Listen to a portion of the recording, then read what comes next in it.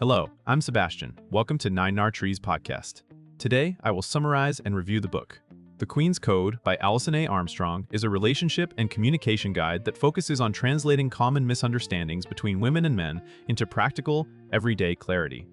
Built around Armstrong's long-running work in interpersonal dynamics, the book frames gender differences less as problems to fix and more as patterns to recognize and work with. Readers are introduced to the idea that many conflicts come from interpreting men's behavior through a female lens, then reacting to assumptions rather than reality. Instead of offering rigid rules, the book emphasizes observation, emotional self-management, and communication strategies that reduce defensiveness and increase cooperation.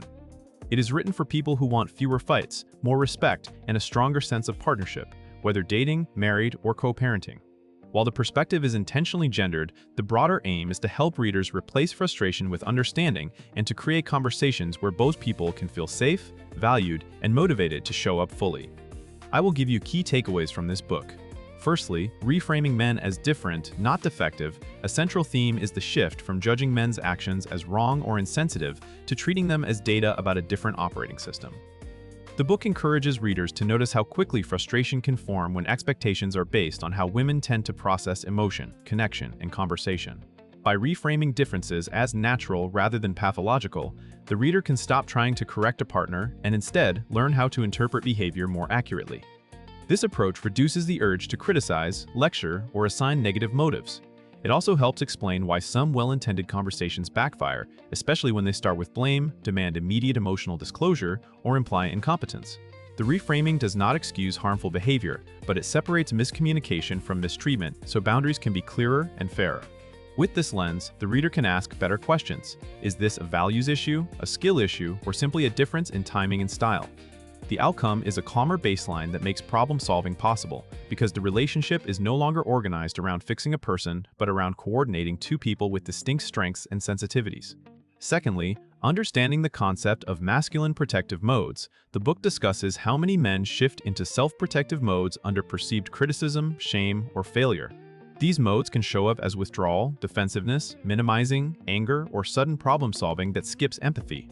Instead of interpreting these reactions as lack of care, the framework invites readers to see them as strategies for restoring a sense of competence and safety. The practical value is that it gives a woman more options in the moment. If a discussion is triggering a protective response, pushing harder often escalates it, while changing the entry point of the conversation can keep connection intact. The book encourages communication that preserves dignity, avoids global character judgments, and separates complaint from contempt. It also highlights the importance of timing and context, since men may engage best when they are not already depleted or feeling cornered. Learning to recognize protective modes early helps the reader de-escalate, choose whether the issue is urgent, and create conditions where a partner can return to openness.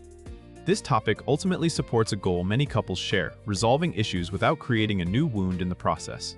Thirdly, speaking in ways that motivate rather than provoke. Another important topic is the difference between language that inspires cooperation and language that triggers resistance.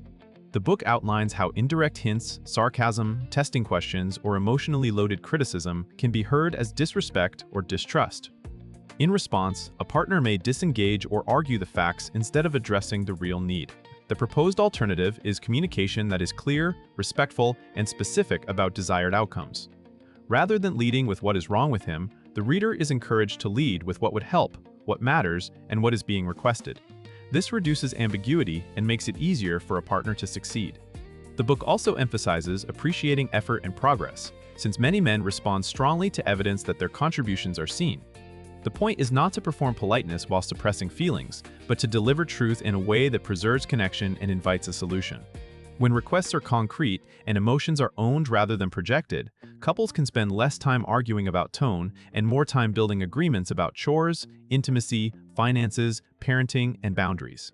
Fourthly, helping men feel successful and seen without self-betrayal. The book explores a dynamic many couples struggle with.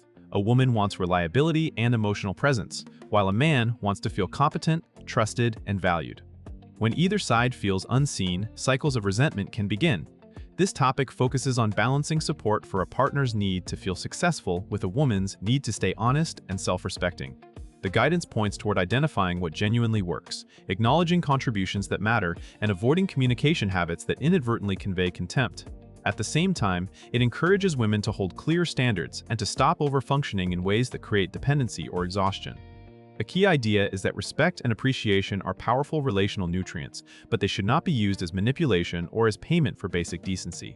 Instead, the reader can learn to name what she values, invite partnership, and choose responses that reduce drama while strengthening mutual accountability.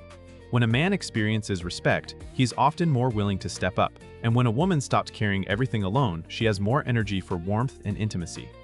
The result is a healthier exchange where both people feel like allies.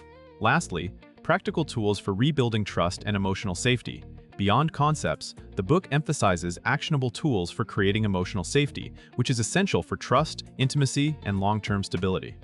This includes learning to pause before reacting, clarifying intentions, and checking assumptions that escalate conflict. The reader is encouraged to notice patterns, such as pursuing when anxious or criticizing when disappointed, and to replace them with choices that invite calmer dialogue. Another practical dimension is repairing after conflict, acknowledging impact, resetting tone, and returning to the issue with clearer requests. The book also supports the idea of choosing battles wisely and distinguishing between preferences and deal breakers. When the relationship environment becomes safer, both partners are more likely to tell the truth, admit mistakes, and collaborate. That safety can be especially valuable in parenting or co-parenting situations where teamwork matters. The tools are designed to help readers move from reactive arguments to constructive conversations, reducing the emotional cost of day-to-day life. Over time, these habits can shift the couple from a cycle of triggering and defending into a cycle of noticing, naming, and negotiating with respect. In conclusion, this book is best suited for women who want to understand why communication with men can feel confusing, stalled, or needlessly conflict-driven, and for couples who want a shared framework for reducing defensiveness and increasing cooperation. It can also help men who are curious about how they are perceived and who want language for what happens internally when they shut down or react strongly.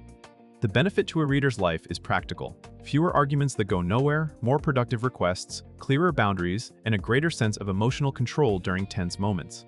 When you stop personalizing every difference, you regain energy for intimacy, friendship, and problem-solving. Compared to many relationship books that rely on generic advice or simplistic gender stereotypes, this one is often valued for its emphasis on translating behavior into workable communication choices. It focuses on what to do in real conversations, not just what to believe. If you are looking for a guide that helps you reduce friction, communicate with more precision, and create a relationship climate where respect and appreciation are easier to give and receive, this book offers a distinctive, actionable approach that many readers find worth adding to their relationship toolkit. If you would like to support Alison A. Armstrong, you can buy the book through the Amazon link I've provided in the podcast description. After reading the book, please let me know what you think and share your thoughts. See you around.